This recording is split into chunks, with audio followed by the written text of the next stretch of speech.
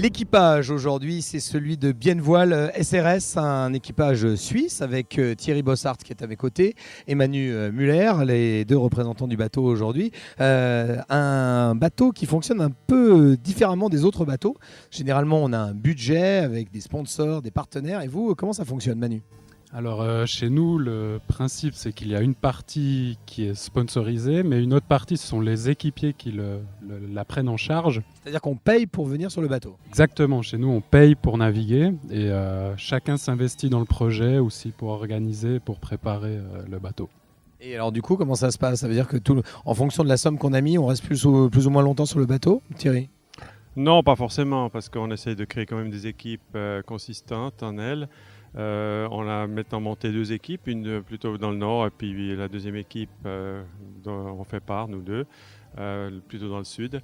Et puis comme ça, c'est clair, les budgets on les calcule. Pour les juniors, il y a des prix forfaitaires, mais sans ça, c'est clair, on doit payer notre partie aussi. Et alors du coup, comment on fait ? Parce que si tout le monde doit monter, tout le monde doit participer, on arrive quand même à avoir une équipe, une cohésion sur l'ensemble de l'épreuve ? C'est un peu la difficulté pour notre projet, c'est de garder cette homogénéité, enfin cette continuité durant tout le tour. C'est très difficile quand on change complètement une équipe à la moitié. Donc c'est clair que ça rend le projet un petit peu plus compliqué à gérer, mais ça, d'un autre côté, ça permet à plus de personnes de naviguer, de profiter du Tour de France. Alors SRS, ça veut dire quoi ? Swiss Racing Sailor, c'est le nom de l'association. Après la fusion de l'ancienne association de Biennevoile, on a fusionné il y a une année. Et du coup, ça permet comme ça à tout le monde de participer. On rappelle que vous êtes amateur ici sur ce Tour de France à la voile. Combien d'années de présence en comptant le projet Biennevoile et puis maintenant le Biennevoile SRS ? Eh ben, pour Biennevoile et SRS, c'est la 14e participation. Le SRS avant avait fait des participations encore avec le Jour de 35, avec ceux qui ont peut-être vu ça à l'EMEX.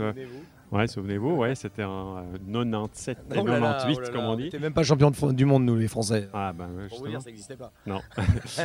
Bon, et puis comme ça, on arrive avec encore des participations, même avec le sélection, à peut-être 17, 18, si on compte tout.